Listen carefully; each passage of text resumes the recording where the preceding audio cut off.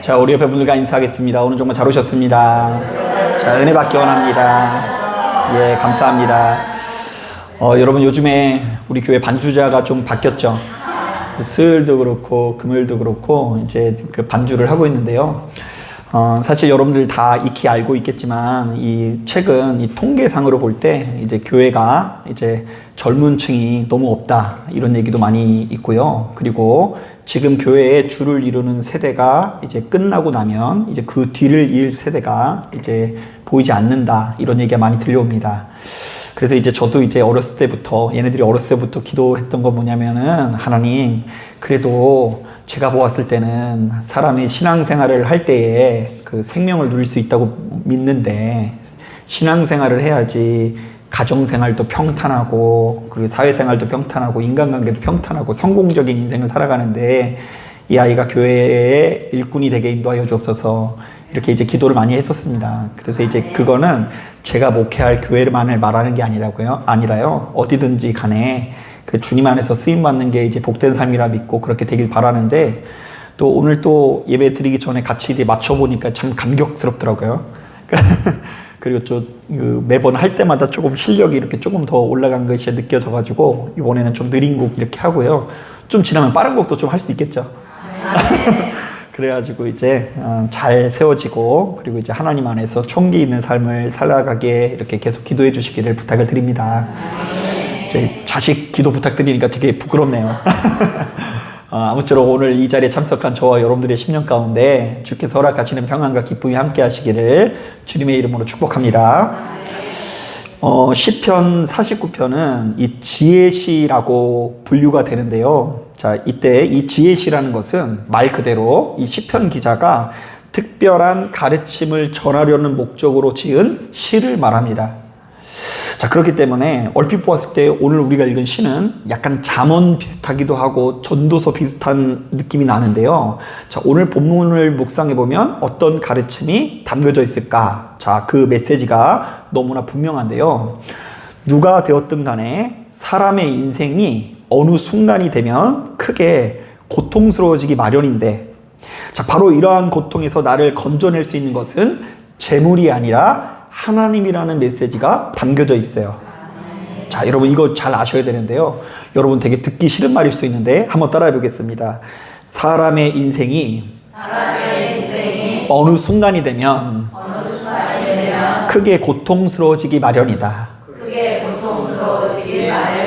네, 여러분 이거 공감이 되세요? 네, 아멘이 좀 현찮은 거 보니까 여러분들은 굉장히 다 건강하신 것 같은데, 제가 이제 오랫동안 교회밥을 먹으면서 그 제 연배에 비해서 그 사람의 인생의 사이클을 굉장히 자주 이렇게 목격하게 됩니다. 가만히 보면 아이들이 돌잔치 할 때가 가장 좋은 것 같아요. 왜냐하면 이 아이들의 가능성이 얼마나 열려있는지, 얘네들이 돈 뽑으면 부자 된다 그러고, 실 뽑으면 뭐 된다 그러죠? 오래 산다 그러고, 그 망치 같은 거 잡으면 뭐 된다 그러죠? 판검사 된다라고 이야기합니다. 아직 가나다라도 모르는 애들인데, 이제 막 태어나는 아이들을 가지고 이제 너는 판검사가 될 아이다, 부자가 될 아이다, 장수가 될 아이다, 이렇게 이야기하는데, 이제 사람이 어느 연배가 딱 되면 에휴, 그냥 죽지 못해 살죠, 뭐 이런 얘기도 하고요. 벌써 우리들의 육체가 많이 다르다라는 이야기를 많이 하죠. 최근에 이제 저희 가정에서도 그런 얘기를 많이 하는데요. 아이들이 어리다 보니까 가끔씩 치킨 같은 걸 시켜 먹는데, 치킨이라는 것을 먹을 때마다 사모님이 그래요. 아직 사모님이 어린데도 불구하고 여보, 이상하게 입에서는 맛있는데 소화가 잘 안 되는 것 같아. 그 맛있는 치킨이 그 입에서는 잘 들어가는데 벌써 사모님 나이에 됐는데도 이게 이제 소화가 옛날보다 덜 돼가지고 옛날보다 덜 땡긴다는 얘기를 하더라고요. 그리고 저 같은 경우에도 사실 이제 겉은 멀쩡해 보이는데 이빨 이런 것들이 시원찮아가지고 찬물을 먹을 때마다 오금이 저려옵니다.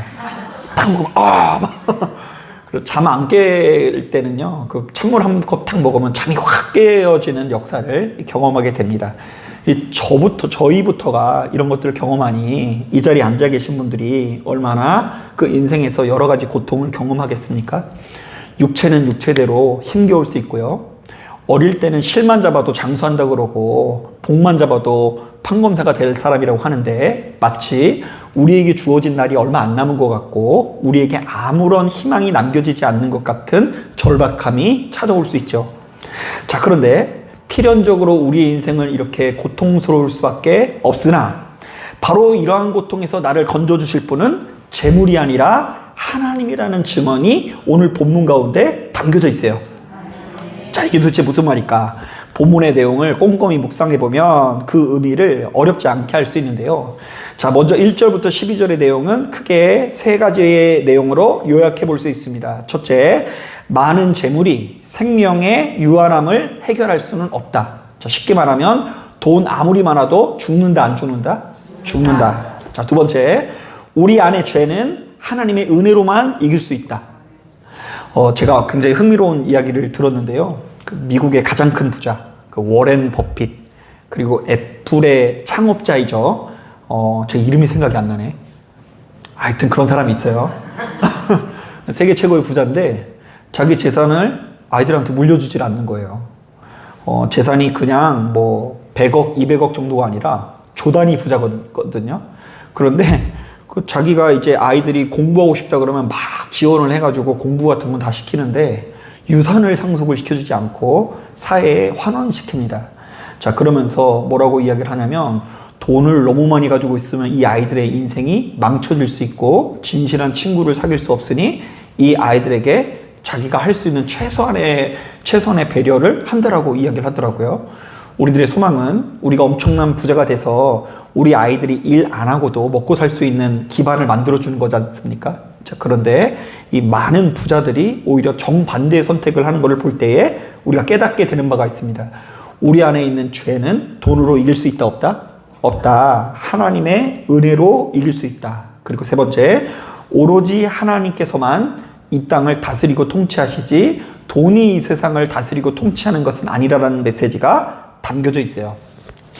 사실 우리 인간이 이 땅을 살아가는 과정에서 돈이 반드시 필요하다고 볼 수밖에 없는데요. 이른바 돈이 있어야 의식주를 해결할 수 있고 그야말로 인간적인 삶을 살아갈 수 있으니 우리 모두는 지금보다 훨씬 더 부유해지길 바라는 소망이 이 자리에 다 있어요. 자, 그래서 여러분, 우리가 면면이 열심히 일하는, 열심히 신앙생활하는 그 면면을 보면 다 이렇게 충성할 때에 하나님께서 내 인생을 책임져 주실 것에 대한 기대가 있어요, 없어요? 있죠. 그거 없으면 우리가 충성하기 어려워요. 그래서 저도 역시 한 사람의 평범한 목사로서 바로 이렇게 돈 때문에 울고 웃는 이 성도들의 속사정을 너무나 잘 알고 있고요. 또 매일같이 가슴 깊이 공감하면서, 여러분들이 말 안 해도 다 알아요. 지금 그것 때문에 힘들어하는 거 다 피부로 느낄 수 있어요. 그것에 대한 부담감을 느끼면서 가슴 깊이 공감하면서 저도 역시 매일 하루를 기도로 시작을 하고 있습니다. 자, 육신의 옷을 입고 있는 우리들에게 그러므로 예수 믿기 때문에 돈이 필요 없다라고 말하는 것은 순 거짓말이라고 생각을 해요. 우리가 울고 웃는 그 면면을 보면 다 돈 때문이에요. 돈이 없어서 힘겹고 쪼들리고 매일같이 돌아오는 빚잔치로 인해서 우리의 삶이 쪼그라드는 것이 사실이죠. 하지만 성경은 그럼에도 불구하고 거듭해서 돈이 전능하지는 않다고 하고요. 자, 이른바 우리에게는 돈으로 해결할 수 없는 영역이 존재한다라고 거듭해서 말합니다. 자, 그러면서 그런 영역을 몇 가지 제시하는데요. 일단 방금 전에 이야기한 대로 죽음의 영역이 돈으로 어찌할 수 없으니 대비해야 된다 말하고요. 또한 8절을 보니까 우리 안에 있는 죄된 본성도 돈으로 어찌할 수 없다라고 이야기하고요. 우리가 돈을 많이 번다고 해서 우리 자녀들이 저절로 다 잘 되는 거 아니에요. 그 돈이 오히려 나쁜 길로 인도할 수 있다는 이야기죠. 자, 그리고 또 이 당시만 하더라도 부자들은 당연히 자기가 천국을 갈 거라고 생각을 했거든요. 교만했어요. 돈이 많음으로 말미암아 겸손해지면 모르겠는데 그들은 자신들이 다 천국 갈 거라고 생각했는데, 왜냐하면 그들은 시시때때로 하나님께 충분한 속전을 드렸기 때문입니다. 자, 이때 속전이란 우리가 죄를 범했을 때 그 죄값으로 치르는 비용을 말하는데요. 당연히 가난한 사람들이 많이 낼 것 같아요? 아니면 부자들이 많이 낼 것 같아요? 부자들이 충분히 내리니 자신이 당연히 천국 갈 거라고 여겼는데요. 자, 그때 이 시편 기자는 말합니다. 부자는 오히려 교만해져서 그 마음의 지경이 굉장히 좁아진다라고 말합니다. 자, 그리고 11절을 보면 시편 기자는 부자들이 가지고 있는 지나친 낙관주의를 경계하는데요. 그들은 자신도 모르게 자신의 소유나 집이 영원할 거라고 믿고 수시로 하나님의 이름을 앞세우지 않고 누구의 이름을 앞세운다고 하죠? 자기의 이름을 앞세운다고 하는데요. 자, 그러나 인간은 무수한 역사의 관점에서 보면, 무구한 역사의 관점에서 보면 그저 잠시 잠깐 왔다가 사라지는 미물에 불과하다라는 메시지를 담고 있어요. 자, 그러므로 이 시편 기자는 하나님을 믿는 우리들이 일평생 재물을 의지하는 삶을 살았다가는 낭패를 볼 수밖에 없다고 증언하는데요. 이른바 우리의 인생이 잘못 설계되는 면묘를 보면 물질의 부재가 아니라 하나님의 부재 때문에 비롯되는 경우가 많이 있다는 것입니다. 자, 한번 따라해 보겠습니다. 물질의 부재가 아니라 하나님의 부재 때문에 인생이 잘못 설계된다. 자, 이런 점에서 참 공감이 되는 이야기를 들었는데요. 자, 어느 마을에 아주 부유한 노인이 있었는데요. 자, 그는 젊은 시절부터 악착같이 돈을 모았고 결국 지역에서 손꼽히는 큰 부자가 됩니다.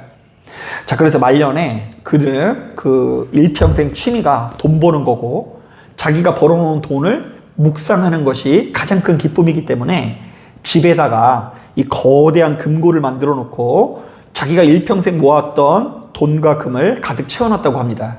부럽죠? 네. 맞아요. 거기 보면 이제 실제로 우리 부자들을 그런 경우 많다는데요. 부자들 보면 그 골드바 아세요? 이거 하나가 이제 집 한 채 값인 거 있어요. 골드바 막 쌓아두고 달러 막 이런 거 막 뭉치해놓고, 그리고 더 고상한 취미를 가진 남자들 같은 경우는 롤렉스 뭐 이런 명품 시계들을요 종류별로 다 구비를 해놓고 그거 묵상할 때마다 감사합니다. 돈님이시여 감사합니다 이러면서 삶의 이유를 이렇게 얻고는 한다고 합니다. 그래서 이제 이 할아버지도요 왠지 그 나이가 들어갈수록 서글픈 마음이 들고 속상한 마음이 드니까 은행에 있는 통장만으로 만족을 못하고 집에 상자를 탁 만들어 놓고 거기에 이 관련되어 있는 것들을 매일같이 보면서 이 위로를 얻었다고 합니다. 자, 그러면서 이렇게 안의를 했다고 합니다. 그래도 이것들이 있으니 나의 인생은 잘 살았다, 괜찮다, 나는 안전하다. 하지만 어느 날 일평생 소처럼 일하던 그가 갑자기 쓰러지게 되고요. 자, 병원에 가서 이제 치료를 받는데 이분은 병원을 가면서도 마음이 든든해요. 돈만 있으면 못 고치는 병이 있다 없다?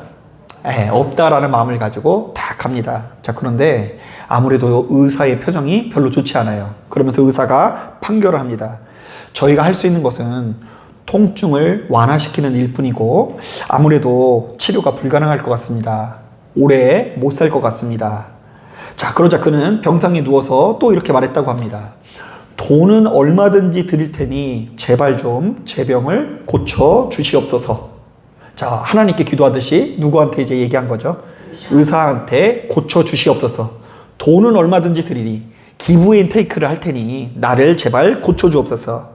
하지만 의사는 고개를 가로저으며 불가능하다고 했고 결국 노인은 그제서야 처음으로 금고를 열어서 그 병원에서 가장 좋은 병실에서 시간을 보내다가 아주 쓸쓸한 죽음을 맞이했다고 합니다. 자, 그런데 여러분, 제가 어디 가서 이런 얘기 하니까 어떤 분들이 그래도 다행이라고 하더라고요. 노년에 치료비 걱정이 있다 없다? 그래서 치료비 걱정 없고 죽을 때 좋은 병실에서 죽었으니 그래도 다행이다라고 얘기하더라고요. 8인실 이러면 되게 곤란했는데 1인실에서 막 그 대통령이 묵는 그 병실에서 돌아가셨으니 잘했다라고 이렇게 이야기하시더라고요. 하지만 분명한 것은 노년에 치료비가 걱정이 없을지라도 최고급 병실에서 죽음을 맞이할지라도 그분의 인생의 끄트머리가 참으로 허무해질 거라는 생각은 분명해지는데요. 왜냐하면 돈으로 마음을 위로하는 것 외에는, 돈으로 문제를 해결하는 것 외에는 다른 방식의 삶이 그의 인생 가운데 자리 잡고 있지 못하기 때문입니다. 자, 돈으로 사람과의 관계를 해결하고 돈으로 외로움을 해결해 본 적은 있어도 돈으로 임박한 죽음 앞에서 무엇을 해야 될지 모르니 그의 인생이 거뭇거뭇한 인생이 될 수밖에 없는 것이죠. 자, 이에 반해서 대조적인 한 여인이 있습니다. 여러분, 이 페니 크로스비라는 미국의 여성 찬송가 작사가가 있는데요. 자, 이 여인은 일평생 8,000곡이 넘는 찬송시를 쓴 사람입니다. 자, 죽기 전에 8,000곡을 이 작사를 했다라는 것은 이 눈만 뜨면 뭘 했다라는 거예요. 하나님을 찬양하는 글을 썼다라는 거죠. 그래서 이분이 작곡한 이 찬송으로는 예수로 나의 구주 삼고, 제가 좋아하는 찬양송가들 대부분이에요. 오 놀라운 구세주, 예수 내주, 뭐 이런 것들이 이분이 작사하셨습니다. 자, 그런데 이분이 이렇게 찬송가를 많이 작곡했다고 하면 우리는 그냥 믿음이 좋은가 보다, 그분이 뭔가 복을 많이 받았나 보다 이렇게 생각했는데, 제가 이분의 삶에 대해서 조사를 해보니까 이분의 삶이 호락호락하지가 않습니다. 자, 페니 크로스비라는 여인은 태어난 지 6주 되었을 때 감기를 걸려서 어린 아이다 보니까 눈에 염증이 생겼대요. 그래서 오늘날에는 이 눈에 뭐 안약 같은 거 조금만 넣으면 금방 가라앉는데요. 그때 자격 없는 돌팔이 의사가 겨자찜 치료법이라고 해서 눈에 겨자를 넣어버린 거예요. 그래서 그 즉시 실명 상태가 됩니다. 그러니까 낳은 지 6일 만에 실명이 돼버렸어요. 자, 더군다나 이분의 아버지는 그녀가 1살 되기 전에 사망을 했고, 어머니 외할아버지 할머니가 가정부로 돌아가면서 일하면서 겨우겨우 근근히 생계를 이어나가게 됩니다. 자, 살림살이가 이렇다 보니까 그 당시 여자가 할 수 있는 방법이 제일 먼저 뭐 하는 걸까요? 시집 가는 일이었어요. 그 눈이 안 보이는 이 여인이 시집을 갔는데 일찍이 결혼해서 아이를 낳지만 아이가 태어나자마자 얼마 지나지 않아서 죽음을 맞이합니다. 그리고 그 당시에는 그런 일이 일어나면 순 남자 탓이 아니라 누구 탓이죠? 여자 탓이라고 해서 남편과 별거한 채 외롭게 노년을 맞이합니다. 자, 그러니까 눈이 보이지 않는 여인이 곁에 가족도 남지 않게 됐으니 이 여인의 인생 대부분이 늘상 가난하게 살았고, 지금이야 뭐 저작권 이런 것이 있지, 옛날에는 저작권 수입 이런 것들이 없으니까 때때로 식사도 제대로 못하는 아주 이 괴로운 지경에 놓이게 됩니다. 자, 그렇다고 한다면 여러분, 우리 같으면 살 수 있어요, 없어요? 없죠. 눈도 안 보이고 아이는 죽고, 그리고 사랑을 받아본 적도 없고 일평생 가난하게만 살았어요. 그런데 그녀가 작곡한 찬송가의 가사를 들어보세요. 예수를 나의 구주 삼고 성령과 피로써 거듭나니 이 세상에서 내 영혼이 하늘의 영광 누리로다. 이것이 나의 간증이요 이것이 나의 찬송일세. 나 사는 동안 끊임없이 구주를 찬송하리로다. 여러분, 저는 요즘에 가끔씩 누군가가 간증한다는 얘기를 들으면 가끔씩 눈살을 찌푸릴 때가 있어요. 이게 간증인지 아니면 지 자랑인지. 이게 분명히 하나님의 역사라고 하면서 결국 잘 먹고 잘 산 이야기, 뭐 풍요로운 이야기만 있지 않습니까? 그런데 이 사람의 간증이 뭐예요? 그렇게 죽기 직전의 인생 가운데서도 예수를 나의 구주 삼았더니 이 세상에서 내 영혼이 무엇을 누린다고요? 하늘의 영광을 누린다라는 고백으로 이어지는 이 간증이 저한테는 훨씬 더 설득력 있게 느껴지더라고요. 자, 그리고 뭐 그 뒤에 제가 좋아하는 찬송은 이 사람이 다 작사했는데 들어보세요.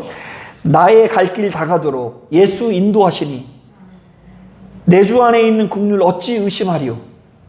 인도하시기 뭘 인도하세요? 지금까지 한 번도 부유해 본 적도 없고, 눈은 안 보이고, 남편은 뭐 자기를 버리고, 그리고 뭐 아버지는 죽어가지고 이제 사랑을 받지 못하고, 그런데 나의 갈 길 다가도록 예수 인도하시니 내 주 안에 있는 국률을 의심할 수 없다라고 고백하고요. 믿음으로 사는 자는 하늘 위로 받겠네. 무슨 일을 하든지 만사 형통하리라 라고 고백을 해요. 아니, 형통한 게 없는데 형통한 인생이라고 고백하는 거예요. 자, 그리고 또 이런 찬송도 작사를 했더라고요. 오 놀라운 구세주 예수 내주 참 능력의 주시로다. 큰 바위 및 안전한 그곳으로 내 영혼을 숨기시네. 메마른 땅을 종일 걸어가도 나 피곤치 아니하며 저 위험한 곳 내가 이를 때면 큰 바위에 숨기시고 주 손으로 덮으시네.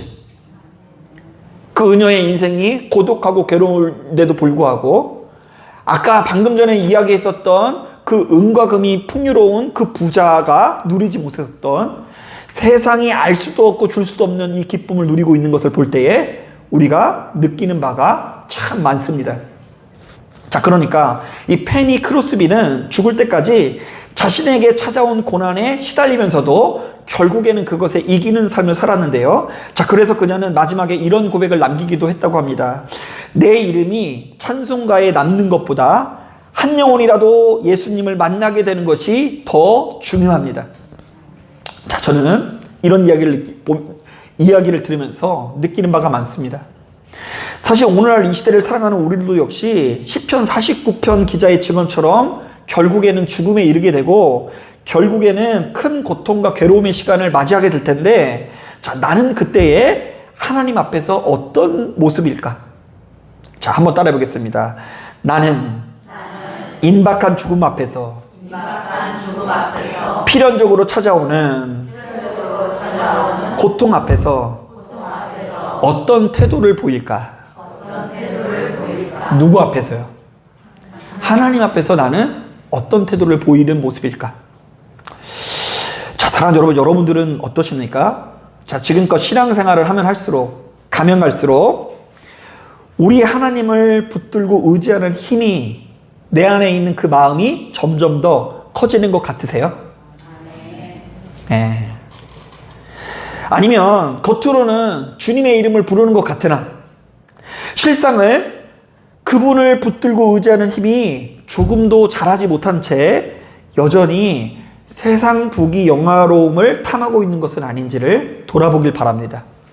자, 이것은 돈이 필요 없다라는 것이 아니라 돈으로 어찌할 수 없는 그 고난과 고독과 괴로움과 외로움 앞에서 내가 하나님을 붙드는 힘이, 능력이 얼마나 자라고 있는지를 묻고 있는 것입니다. 분명한 것은 세상 부귀 영화로움은 결정적인 순간에 우리를 수렁에서 건져낼 수 없고 오로지 하나님께서 우리를 수렁에서 건지사 좋은 곳으로 인도하시는 분이라는 것입니다.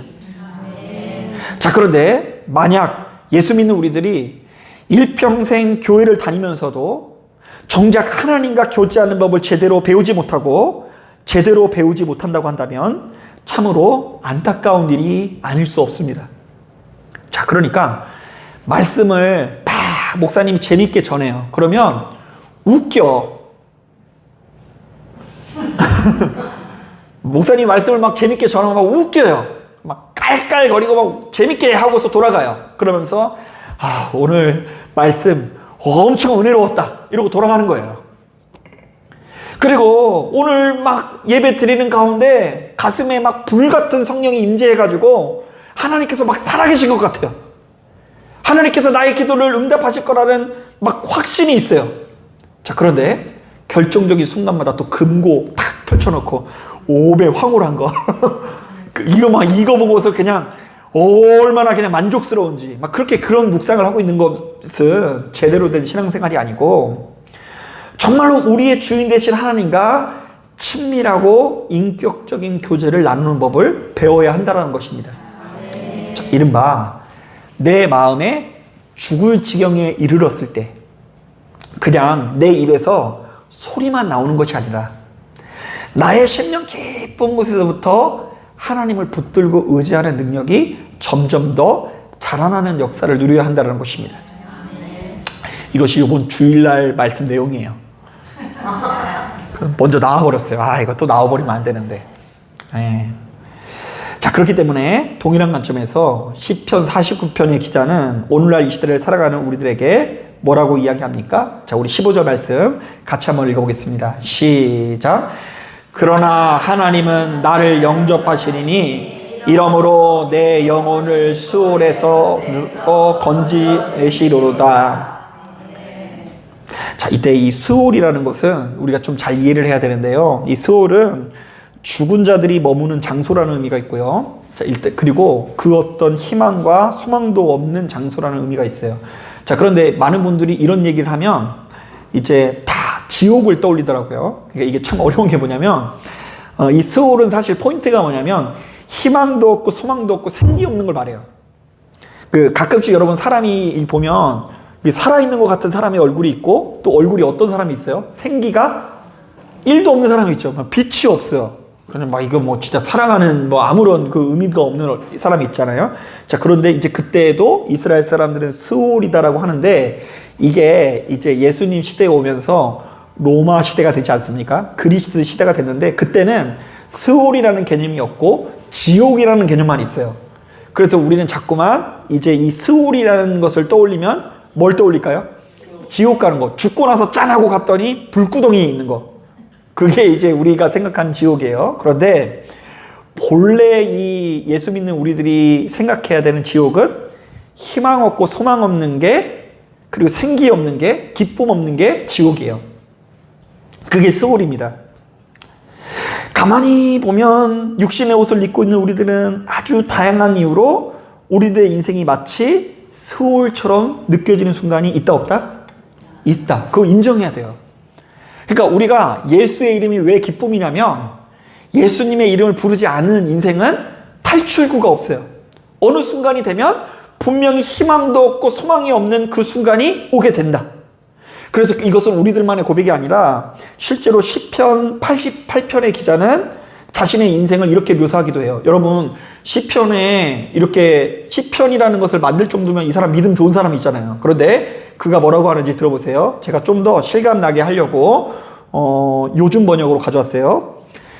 내 영혼이 너무 많은 고통에 시달려 내가 스올에 가까워졌습니다. 자, 너무 고통이 많아서 자기 얼굴이 어떻다고요?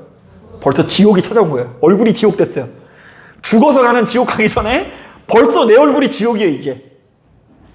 나는 곧 무덤에 들어갈 사람같이 되어서 힘이 하나도 없습니다. 내가 죽은 자처럼 버려져 주의 기억에서 완전히 사라지고 주의 보호의 손길에서 끊어진 채 무덤에 누워있는 살해당한 사람처럼 되었습니다. 야, 참 죽겠다는 말도 고상하게 하죠. 죽겠다라는 얘기예요. 자기는 죽은 거나 마찬가지라는 표현이 계속 이어집니다. 자, 그런데 바로 이때에 여러분들에게도 이런 스올과 같은 고통이 찾아올 때에 여러분들은 주로 어딜 가서 무엇을 하시냐는 거예요. 주로 어떤 태도를 보십니까? 여러분들의 심령에는 주로 바로 그때에 어떤 생각이 머무는 것 같아요? 아멘, 주여.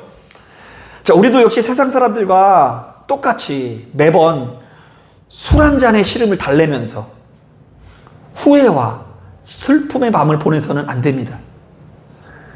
그리고 제가 그렇게 먹어본 적은 없는데 슬플 때 먹으면 뭔가 사고가 난다면서요.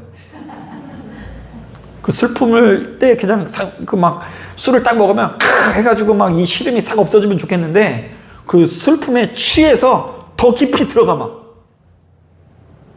그래서 가끔씩 이제 여러분 여기 좋은 게 뭐냐면 여기 골목도 이렇게 있잖아요.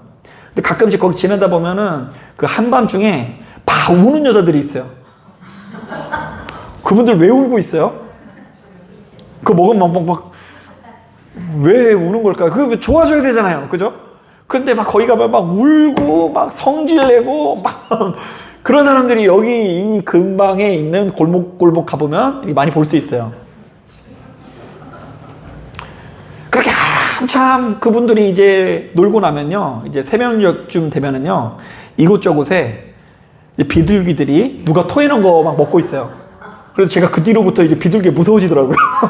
아니, 비둘기가 평화의 상징인 줄 알았는데 누가 이렇게 술 먹고 토해놓은 그걸 막 쪼고 있으니까. 그래서 제가 이제 여기 와서 이제 그런 것들을 많이 배우게 됩니다. 자, 그리고 이 많은 분들이요, 어느 순간이 되면 맨날 후회. 주로 어떤 후회냐면 투자에 대한 후회예요. 내가 젊었을 때 이렇게 투자하고 이렇게 돈을 굴렸어야 되는데 내가 잘못 투자해서 요 모양 요 꼴이구나. 오늘 이 순간, 그리고 나에게 주어져 있는 내일에 대한 소망은 하나도 없고요. 과거에 돈을 잘못 놀린 거, 왕년에 다 잘 나갔대. 왕년에 자기가 참 돈을 많이 만졌대. 다 그런 사람들만 우리는 모였어요. 자, 그런데 예수 믿는 우리들은 바로 이러한 순환을 끊어서 필연적으로 우리에게 찾아오는 고독과 후회와 괴로움 앞에서 전능하신 하나님의 손을 붙들고 일어나야 하는데요.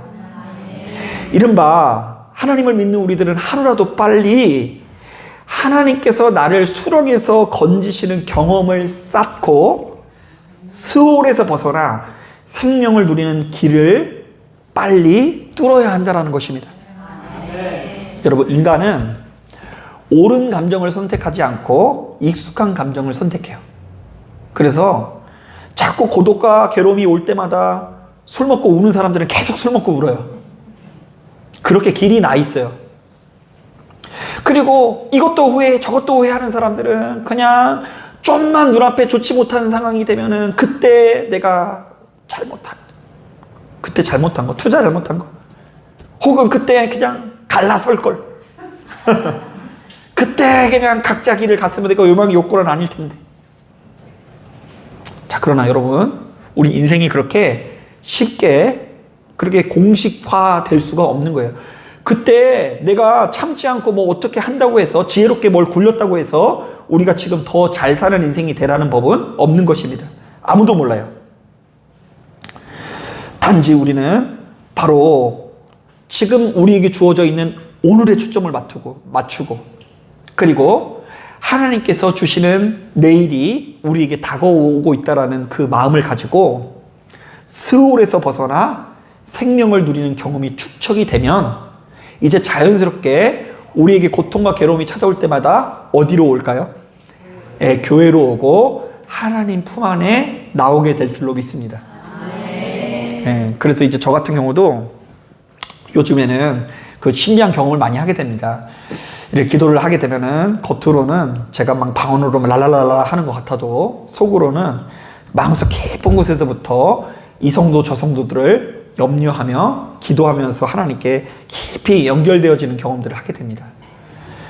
따지고 보면 뭐 그렇게 기도한다고 해서 저한테 뭐가 나오는 것도 아니고 뭐 그렇게 한다라는 것이 뭐 어떤 역사가 나타나고 안 나타나고를 떠나서 내 마음 가운데 거하시는 성령께서 길을 뚫어 주셔서 나는 분명히 땅에 있고 하나님께서는 우리와 존재와 차원이 다르시는 하나님인데 그 하나님과 연결되면서 내가 성도들을 위해서 진심으로 기도하고 축복하는 그 상태에 이르는 것 자체가 저에게 주어져 있는 가장 큰 축복이라는 것을 날마다 깨닫게 됩니다. 여러분, 바로 그때에는 우리가 그렇게 하나님과 연결될 때에는 이런 고백을 하게 될 거예요. 나의 갈 길 다가도록 예수 인도하시니 내 주 안에 있는 긍휼 어찌 의심하리요. 믿음으로 사는 자는 하늘 위로 받겠네. 무슨 일을 만나든지 만사 형통하리라. 자, 한번 따라 보겠습니다. 믿음으로 사는 자는 하늘 위로 받겠네. 무슨 일을 만나든지 만사 형통하리라. 자, 여러분, 그러면요, 지금 이 문맥에 다 들었어요. 무슨 일을 만나든지 만사 형통한다라는 것은 무엇을 말하는 거예요? 하늘 위로 받겠네. 믿음으로 사는 자는 하늘 위로 받겠네. 하늘 위로를 받는 그 상태가 무슨 일을 만나든지 만사 형통할 수 있는 상태이고요. 요동하지 않는 상태인 거고요. 그것이 진정한 교회의 능력을 경험한 상태인 거예요. 그런데 여러분, 우리가 정신을 똑바로 차리지 못하면 이것이 무슨 역사인지를 맛보지 못하고 이 세상을 마무리할 수 있어요. 똑같이 예수를 믿는 것 같은데 우리가 겉으로는 다 주여 주여 외치는 것 같을지라도 무슨 일을 만나든지 만사 형통하리라. 믿음으로 사는 자는 하늘 위로 받겠네. 이 지경이 무엇인지를 모른 채 이 세상을 마무리하고 어쩌면 우리들의 얼굴이 세상 사람들보다 더 어두운 수월과 같은 모습으로 자리 잡게 될 수도 있다는 것입니다. 자, 여러분, 가만히 보면 이런 관점에서 오늘 본문에 담겨져 있는 지혜의 크기가 깊죠? 깊다고 해주세요. 아, 이 말씀의 진리가 얼마나 깊은지 몰라요. 돈이 많다고 해서 하늘 위로 받는 것이 아니라, 돈이 많다고 해서 만사형통한 것이 아니라, 우리를 스올에서 건져내시는 분은 누구시다? 하나님이다. 그래서 우리가 하나님과 교제할 때 누리는 이 위로 자체가 우리를 형통케 한다. 여러분 아무쪼록 이 말씀에 귀를 기르시고 재물이 아닌 하나님을 의지함으로써 우리에게 주어져 있는 고난과 수월과 같은 시간 속에서도 참된 생명과 기쁨을 누리시는 저와 여러분들이 되시기를 주님의 이름으로 축복합니다. 자, 기도하겠습니다.